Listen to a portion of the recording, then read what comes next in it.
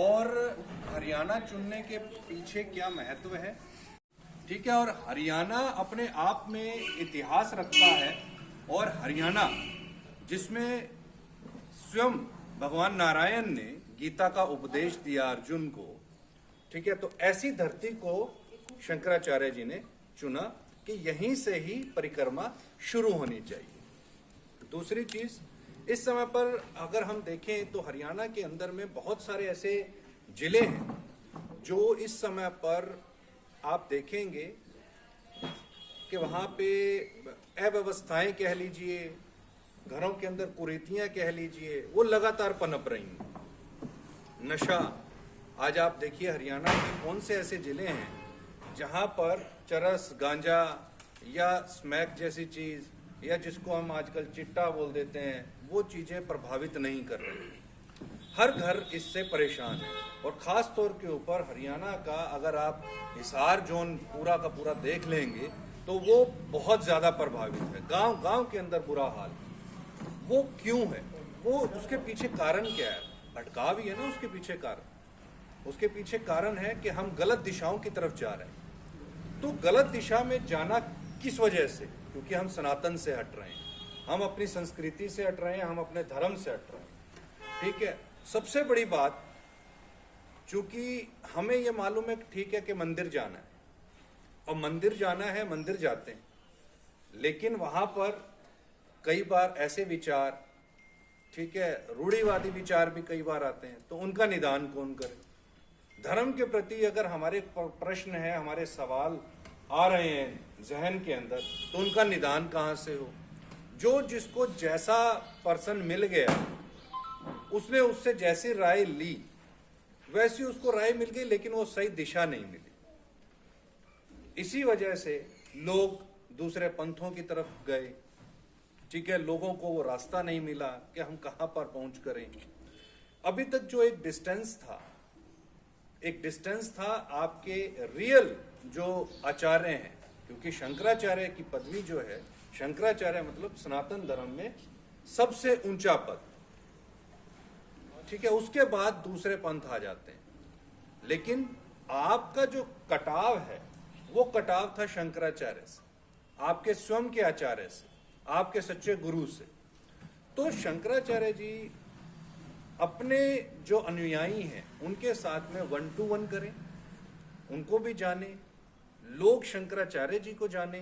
नाम जरूर सुना हुआ है शंकराचार्य, लेकिन कभी मिलने का मौका नहीं मिला, ठीक है। तो स्वयं शंकराचार्य चल करके हरियाणा की धरती को, पावन है, पहले से पावन है, जहां पे हरि ने गीता का ज्ञान दिया वो धरती पावन ही है, ठीक है। लेकिन उस पावनता को जन जन तक और पहुंचाने के लिए, और जो बिखराव आ गया है उसको वापस से इकट्ठा करने के लिए एक बार पुनः, जो आदि गुरु शंकराचार्य चले थे 2500 साल पहले, ठीक है, जब सनातन की क्षति हो रही थी, ठीक उसी तरीके से स्वयं शंकराचार्य 2500 साल के बाद में फिर से पुनः, जो इस समय पर सनातन धर्म का विघटन हो रहा है, जो इस समय पर सनातन धर्म की जो क्षति हो रही है, उसको स्थापित करने के लिए, पुनः सनातन धर्म की शक्ति को बढ़ाने के लिए, पुनः सनातन धर्म के ध्वज को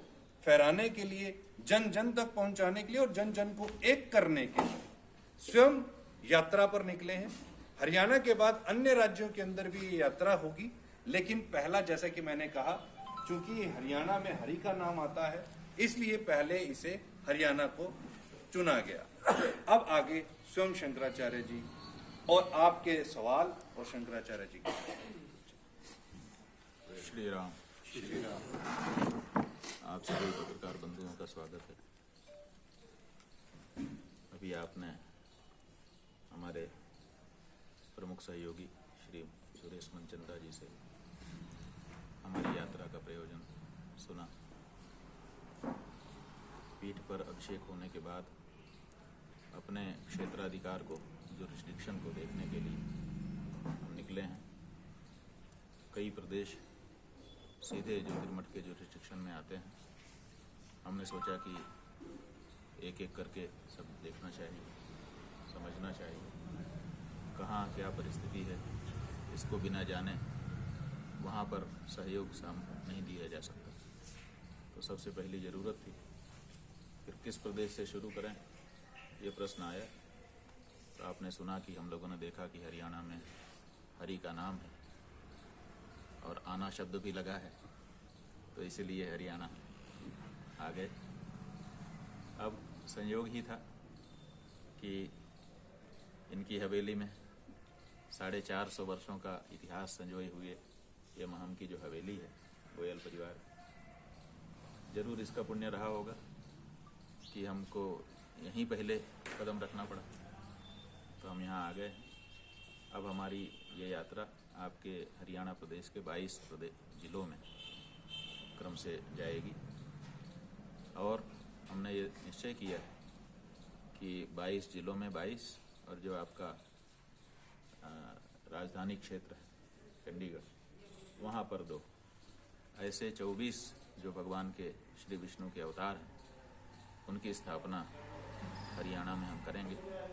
और जो परिक्रमा का मार्ग बनेगा तो भविष्य में ये क्रम चलता रहेगा और हरियाणा के लोग भगवान के 24 अवतारों का दर्शन करने के लिए इसी यात्रा मार्ग पर निकलेंगे। अपने प्रदेश का भी भ्रमण कर लेंगे और भगवान के 24 रूपों का दर्शन करके उनका आशीर्वाद लेकर के भी आ जाएंगे। वो नक्शा दिखाओ परमात्मानंद जी।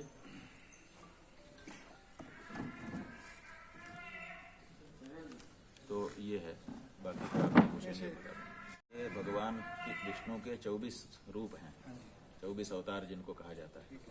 तो उन 24 अवतारों का विग्रह एक इस जिले में, एक उस जिले में, एक उस जिले में, इस तरह से पूरे हरियाणा में 24 कर देंगे। कार्यक्रम करेंगे? हाँ जी, या कुछ स्थापित करेंगे वहाँ?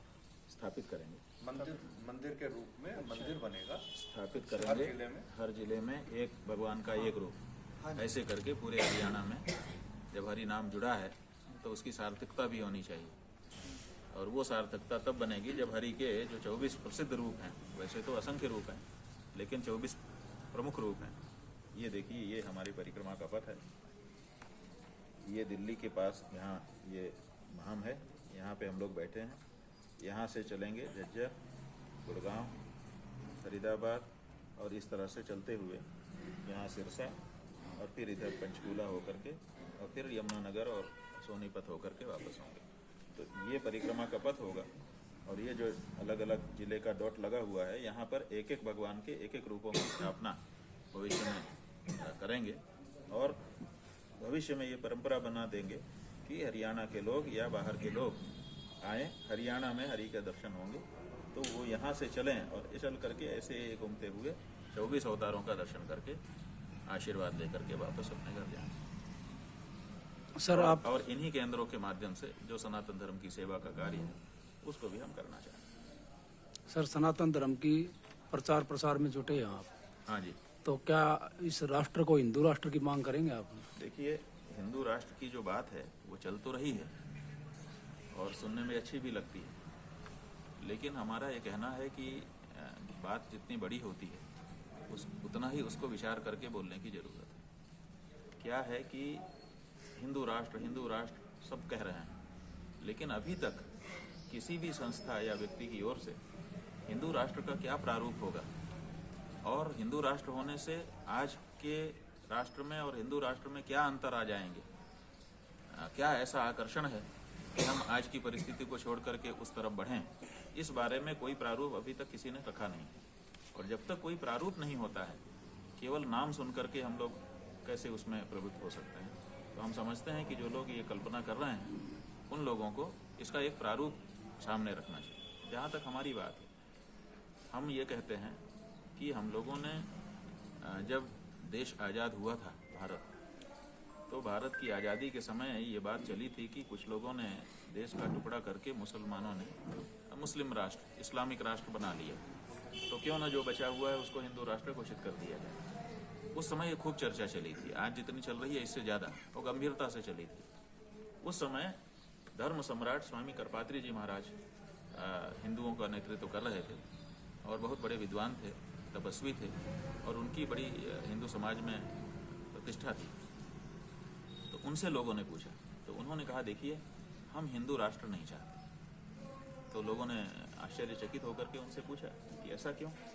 तो उन्होंने कहा देखो हिंदू राष्ट्र से काम नहीं चलेगा, क्योंकि हिंदू राष्ट्र तो रावण और कंस का भी था, दोनों हिंदू थे, लेकिन प्रजा उनके राज में दुखी थी। इसलिए हम हिंदू राष्ट्र की बात नहीं करते, हम राम राज की बात करते हैं। राम के राज में सब लोग सुखी थे, तो इसलिए हम जब स्थापित करना चाहेंगे तो राम राज्य स्थापित करना चाहेंगे, दूसरी कोई चीज़ नहीं। सर, जनसंख्या नियंत्रण को लेकर के एक देश एक कानून, क्या ये जरूरी है आज के समय?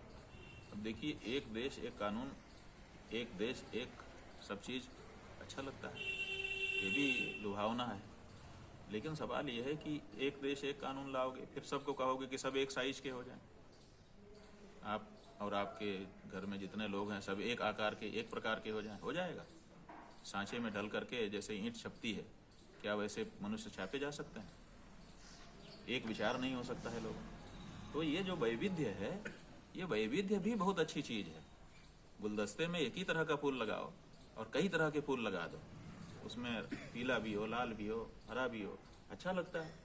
तो आप वैविध्य को क्यों खराब समझते हो? आप सब कुछ एक जैसा करना चाहते हो, वो भी अच्छा लगता है। गणवेश बना देते हैं, एक विभाग के लोग एक जैसा कपड़ा पहनते हैं, अच्छा लगता है। सेना के लोग एक जैसा कपड़ा पहनते हैं, अच्छा लगता है। लेकिन क्या ये अच्छा नहीं लगता? ये भी तो अच्छा लगता है। तो उसका अपना महत्व है, इसका अपना महत्व है। तो केवल एक जैसा सबको बना देंगे, ये कोई इसका तात्पर्य नहीं। देखिए, एक 28 कानून थे ये टैक्स वाले, फिर ये बात चली कि एक कानून बना देंगे। अब एक कानून बना दिया, क्या सुखी हैं लोग? जीएसटी आ गया, वो 28 कानूनों को मर्ज करके एक कानून बनाया ना। अब क्या उससे प्रसन्नता हो गई है लोगों को? ये तो लोगों को तय करना है। तो ऐसी परिस्थिति में एक देश हो जाएगा, एक कानून हो जाएगा, इतने से उसका परिणाम क्या है, इस पर विचार करना पड़ता है। जहाँ तक जनसंख्या की बात है, जनसंख्या जो है, कभी हमारे देश में हम लोग इतिहास पढ़ते हैं तो जनसंख्या को बढ़ाने का प्रयास दिखाई देता है कि कैसे जनसंख्या बढ़े। अब जनसंख्या बढ़ गई है, अब जनसंख्या घटाने की बात की जा रही है। सवाल ये नहीं है, सवाल ये है कि जो चीज़ आपके घर में बढ़ी है, वृद्धि तो खराब नहीं होती है। बस वृद्धि कब खराब हो जाती है कि जब हम उसका उपयोग नहीं जानते कि जो चीज़ हमारे घर में ज़्यादा हो गई है इसका सदुपयोग कैसे करें। तो जो विद्वान लोग हैं उनको जनसंख्या घटाने में ज़्यादा दिमाग नहीं लगाना चाहिए, क्योंकि वो घटा नहीं पा रहे हैं। उनको लगाना चाहिए कि इस जनसंख्या का सदुपयोग क्या हो। इसमें अगर वो दिमाग लगाएं तो अभी भी विश्व के बहुत सारे ऐसे भूभाग हैं जो खाली पड़े हैं, वीरान पड़े हैं, वहाँ कोई आदमी है ही नहीं। अभी भी लोग आमंत्रित कर रहे हैं कि हमारे यहाँ आके बस जाइए। तो क्यों नहीं, जहाँ ज़्यादा लोग हैं वहाँ से जहाँ कम लोग हैं वहाँ भेजा जाए। क्यों ना ये विश्व के नेता मिल करके इस बारे में चर्चा करें कि भाई इतने लाख लोग हमारे यहाँ, इतने लाख लोग हमारे यहाँ भेज दो, तो सबका एक अच्छा विनियोग हो जाएगा और सदुपयोग होगा। विश्व के विकास में सब लोग अपना योगदान दे सकेंगे। तो अभी बहुत दिनों से, जब से हम लोग छोटे थे तब से हम लोगों ने सुना कि जनसंख्या नियंत्रण के बारे में बात चल रही है। एक समय तो ऐसा था जब हम छोटे थे कि लोग भागते थे और ज़बरदस्ती उनको पकड़ करके नसबंदी कर दी जाती थी। आप लोगों ने वो दौर देखा होगा, संजय गांधी जी के समय में ये बात हुआ। तो इतना प्रयास किया गया, ज़बरदस्ती तक लोगों के साथ की गई। लोगों को इनिशिएटिव दिया गया कि तुमको नौकरी दे दी जाएगी, तुमको 2 महीने का पगार ज़्यादा दे दिया जाएगा, आदि आदि, नसबंदी करा लो तो फिर चुनाव नहीं लड़ सकोगे, इतने ज़्यादा बच्चे होंगे तो ये हो जाएगा, वो हो जाएगा। तो ये सब करने के बाद भी जनसंख्या रुक रही है? नहीं रुक रही है। तो इसका मतलब है कि हमारा जो प्रयास है वो सही दिशा में नहीं हो रहा है। हमको इस बारे में अब प्रयास शुरू करना चाहिए कि हमारी जनसंख्या का हम कैसे अच्छा उपयोग करें कि ये लाभ की चीज़ हो जाए। तो ये सब जो मंदिर स्थापित होंगे भविष्य में हरियाणा में, ये 24 लोग जहाँ आप जाएंगे, जैसे महम में आए हैं तो यही मंदिर बनेगा या इस जिले में? नहीं, इसको ठीक से समझ लीजिए। हरियाणा एक प्रदेश है, प्रदेश के नाम में भगवान श्री हरि का नाम जुड़ा हुआ है, जिसने हमको पहल आकर्षित किया। तो हमारे मन में ये भावना आई कि हरियाणा में जो हरि शब्द है वो प्रकट किया जाए, उसको सामने लाया जाए। सामने लाने का क्या तरीका है? तो हमने देखा कि हरियाणा प्रदेश में 22 जिले हैं और एक राजधानी क्षेत्र है आपका। ऐसे 23 हो जाता है। तो अगर राजधानी में जब परिक्रमा करके जाएंगे तो 2 छेड़ा मिलेगा। तो जो माला होती है उसमें जो ऊपर का दाना होता है उसमें 2 धागे जाते हैं और बाकी में 1 धागा रहता है। तो ऐसे ही जो आपका राजधानी क्षेत्र है, अगर उसको सुमेरु समझ लें तो उसमें 2 और बाकी 22, ऐसे कुल 24 की संख्या बन रही है। तो वो जो 24 की संख्या बन रही है, और भगवान विष्णु के वैसे तो असंख्य अवतार बताए गए हैं, लेकिन 24 अवतार प्रसिद्ध हैं। तो हमने ये सोचा कि अगर हर जिले में 1 अवतार, 1 रूप भगवान विष्णु का स्थापित किया जाए और राजधानी में 2 कर दिए जाएं, तो 24 अवतार हरियाणा में दिखाई देने लगेंगे। तो ये मन में संकल्प हमको हुआ, और ये यात्रा जो हम कर रहे हैं, तो इस यात्रा की उपलब्धि के रूप में हम जो भी हमको उपलब्धि होगी वो उसी मंदिर के लिए हम समर्पित करते चले जाएंगे, उसी जिले में। तो वहाँ पर भगवान का एक विग्रह और एक मंदिर और एक केंद्र सनातन धर्म का आकार लेने लगे। ये जो रूपरेखा तैयार की आपने, ये कब तक तैयार हो जाएंगे मंदिर? ये देखिए, हम ऐसी बात तो हम नहीं कह सकते, क्योंकि ये बात तब कही जा सकती है जब हमारे पास बजट हो, हमारे पास जमीन अलॉटमेंट हो चुका हो, फिर हम इंजीनियर से कह करके कि इतना बड़ा हमको निर्माण करना है, कितने दिन में बना दोगे, नक्काशी में कितना दिन लगेगा, आदि आदि, तब इसका असेसमेंट हो सकता है। अभी तो हमारे पास कुछ नहीं है, अभी तो हमारे पास केवल कंसेप्ट है, केवल कल्पना है। तो अब इस कल्पना को लेकर के, इस संकल्प को लेकर के हम आगे बढ़ेंगे, और जैसे जैसे भगवान चाहेगा वैसे वैसे हो जाएगा। तो सरकारों से भी चर्चा करेंगे आप? नहीं, हम सरकार से चर्चा नहीं करेंगे। सरकार का मतलब है कि आप समझते हैं कि हमारे जनता के द्वारा दिए गए मत से जो व्यवस्थापन एक समिति बनी है, उसको आप लोग सरकार कहते हैं। सच्चाई ये है कि सरकार वो नहीं है, वो आपके प्रतिनिधि हैं। आप सरकार जनता है। ये जो सरकार कहते हैं हमारे प्रतिनिधि को, और हमारे प्रतिनिधि के लिए हमको रास्ता खाली करना पड़ता है। आप देखिए, अपने देश में ये बड़ी समस्या है कि हम जिसको चुनते हैं वो हमारा प्रतिनिधि होता है। अगर अभी इस सड़क से वो जा रहा होगा तो हमको हटा दिया जाएगा, हटो, प्रतिनिधि जा रहा है। तो प्रतिनिधि ज़्यादा महत्वपूर्ण होता है कि जिसका प्रतिनिधि है वो महत्वपूर्ण ज़्यादा होता है। तो जनता का प्रतिनिधि होता है, तो जनता महत्वपूर्ण है। असल में सरकार जनता है, तो हम जनता के पास। तो प्रधानमंत्री है नरेंद्र मोदी जी, और हिंदुत्व की जब बात आती है तो बीजेपी की जो पार्टी है वो क्रेडिट मतलब उनको जाता है, चर्चा होती है। तो क्या सही दिशा में है सरकार? देखिए, हिंदुत्व की जो आप बात करते हैं तो नरेंद्र मोदी का नाम लेते हैं, भारतीय जनता पार्टी का नाम लेते हैं। भारतीय जनता पार्टी जो है वो एक राजनीतिक दल है, और राजनीतिक दल जब हिंदुत्व की बात करता है तो राजनीतिक परिप्रेक्ष्य में करता है। इसको ठीक से समझिए। एक धर्माचार्य जब धर्म की बात करेगा तो उसका धर्म का समग्र रूप होगा, और जब राजनीति की बात करेगा या कोई अर्थशास्त्री बात करेगा तो आर्थिक जितना धार्मिक में अर्थ है उतनी बात कर पाएगा, जितना धर्म में राजनीतिक है उतना बात कर पाएगा। तो स्वाभाविक है कि जब कोई पार्टी किसी धर्म की बात करेगी या पार्टी का कोई नेता बात करेगा तो वो अपने विषय का जितना है उतनी की बात कर पाएगा। तो इसीलिए क्या होता है कि जो पार्टियां धर्म की बात करती हैं उनका धर्म एक सीमित दायरे में रह जाता है, राजनीतिक मामला है। तो जैसे वो सफल हैं, सफल इसलिए हैं कि उन्होंने हिंदुत्व की ताकत को पहचाना। उन्होंने ये समझा कि इस देश में हिंदू बहुत संख्या में हैं, और जिसको पास बहुत संख्या में मत आ जाते हैं वही सत्ता में आ जाता है, इसलिए हिंदुओं को जागृत करना चाहिए। तो उन्होंने हिंदुओं को जागृत करना शुरू किया। अब राजनीतिक मामले में, माने जितना मामला राजनीति का है उतने में उन्होंने हिंदुओं का जागरण कर रखा है। लेकिन उतने मात्र से हिंदू का काम नहीं चलेगा, क्योंकि हिंदू केवल लोक की बात नहीं सोचता है, परलोक की भी बात सोचता है। भारत का संविधान या भारतीय जनता पार्टी का या किसी भी राजनीतिक दल का संविधान परलोक की बात तो नहीं करता है ना, कि हमको स्वर्ग में सुख कैसे मिलेगा, नरक से हम कैसे बचें, इस बारे में तो वो लोग मौन है ना। तो उसको कौन कहेगा? तो उसको धर्माचार्य कहेगा। तो इसलिए धर्माचार्य के धर्म में और राजनीतिज्ञ के धर्म में थोड़ा अंतर रहता है। तो उनके स्तर पर जितना उनका पोर्शन है उतने पोर्शन में वो लोग सफल हैं। उन्होंने हिंदुओं का जागरण किया हुआ है और उसके आधार पर सत्ता में बैठे हैं। जितना उनसे बन रहा है वो अपना हिंदुओं के लिए कर रहे हैं, उसमें हमें कोई आपत्ति नहीं।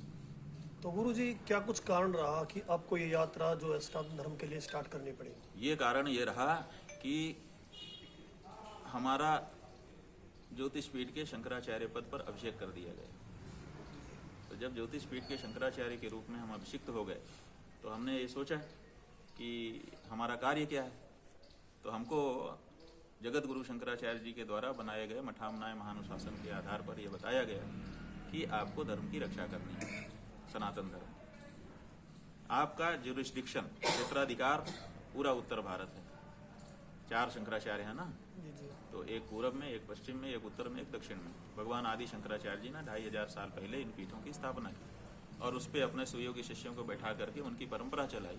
तब से ये परंपरा चली आ रही है। तो हमने सोचा कि जो हमारा क्षेत्राधिकार है, जितना जगह पे हमको सीधे काम करना है, उतना चल के पहले हम देखें, तो अपने क्षेत्र को भ्रमण करें और वहाँ पे जाके देखें कि कहाँ क्या परिस्थिति है, धर्म की स्थिति क्या है। अगर कहीं समस्या है तो हमको कैसे पता चलेगी? अपने क्षेत्र में जब हम घूमेंगे तभी ना।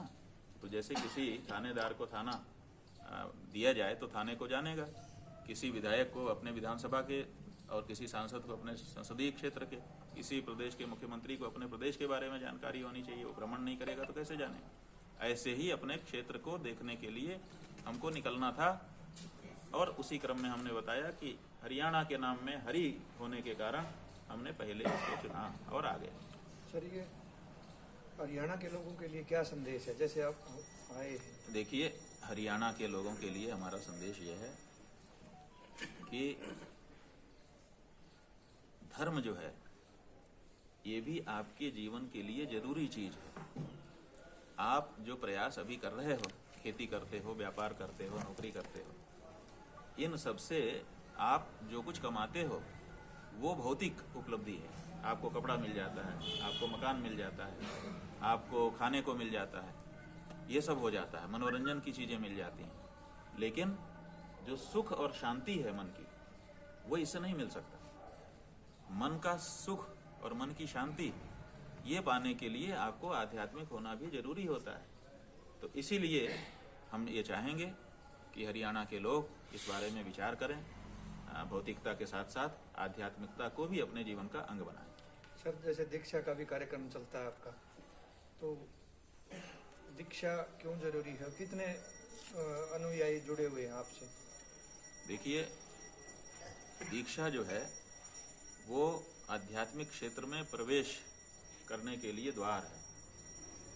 जैसे किसी कॉलेज में अगर किसी ने अपना नाम लिखवा लिया तो उसको क्लास में आकर के बैठने की अनुमति मिल जाती है, लेकिन वो हमारा प्रवेश हो गया है इतने मात्र से विद्वान नहीं बन जाता। विद्वान बनने के लिए उसको पढ़ना लिखना पड़ता है। ऐसे ही जो लोग आध्यात्मिक क्षेत्र में आगे जाना चाहते हैं वो लोग किसी गुरु को चुनते हैं और उससे फिर दीक्षा लेते हैं। इसका मतलब वो अब अधिकारी हो गए, जिस मंत्र की दीक्षा ली उस देवता की पूजा की, और उनको एक गुरु मिल गया जो उनका मार्गदर्शन करेगा। और मार्गदर्शन के साथ ही साथ अनुशासन, क्योंकि हमारा जो मन है वो कभी कभी हमारे मन में काबू में नहीं रहता। हमारे आसपास के जो लोग हैं वो लोग हमको बेहिचक ये नहीं बता सकते कि तुम गलत रास्ते पे जा रहे हो। तो कोई ऐसा होना चाहिए जो संकोच न करे और सही सही में, जैसे आईना, हमारा चेहरा अच्छा होता है तो अच्छा बता देता है, बुरा होता है तो बुरा बता देता है, उसी तरह से कोई एक ऐसा व्यक्ति होना चाहिए, जानकार, समझदार, जो हमको बता सके कि गलत रास्ते पे जा रहे हो, संभाल जाओ, कदम सही कर लो। ऐसा अनुशासन करने वाला कोई हमारे जीवन में रहता है तो हमको उसका लाभ मिलता है। तो इसीलिए लोग गुरु बनाते हैं, दीक्षा लेते हैं। तो कोई लक्ष्य निर्धारित किया है कि इतने लोगों को? नहीं, ऐसा कोई हमारा लक्ष्य नहीं होता है और ना कोई हम गिनती रखते हैं कि कितने लोग हमसे दीक्षा ले चुके। वो दीक्षा लेते हैं और मार्गदर्शन प्राप्त करते हैं, अपने जीवन को ऊंचा उठाते हैं। कोई संगठन बना करके धर्म का कार्य नहीं होता। इसलिए हमें पता नहीं है कि कितने लोगों ने दीक्षा ली है और कितने लोग उसका पालन कर रहे हैं। हमसे मार्गदर्शन लोग लेते रहते हैं। महेंद्र जी, अंधविश्वास एक, हाँ, ये बहुत तो बड़ी उसके चीज ऊपर है। आप ऐसा है कि दिशा भ्रम होता है, एक दिशा भ्रम, दिग्भ्रम जिसको कहते हैं। दिशा भ्रम क्या होता है कि हम चलते हैं, हमको लगता है कि यही दिशा सही है, पूरब यही है, और हम चलते चले जाते हैं, चलते चले जाते हैं। बाद में जब हमारा भ्रम दूर होता है तो हमको लगता है अरे हम तो 3 दिन से चल रहे थे हमको तो जाना था पश्चिम, हम तो पूरब में आ गए, इसी को हमने पश्चिम समझ लिया। तो क्या होता है कि हमारा वो जो यात्रा का क्रम है वो बेकार हो जाता है, फिर हमको उतना ही लौटना पड़ता है।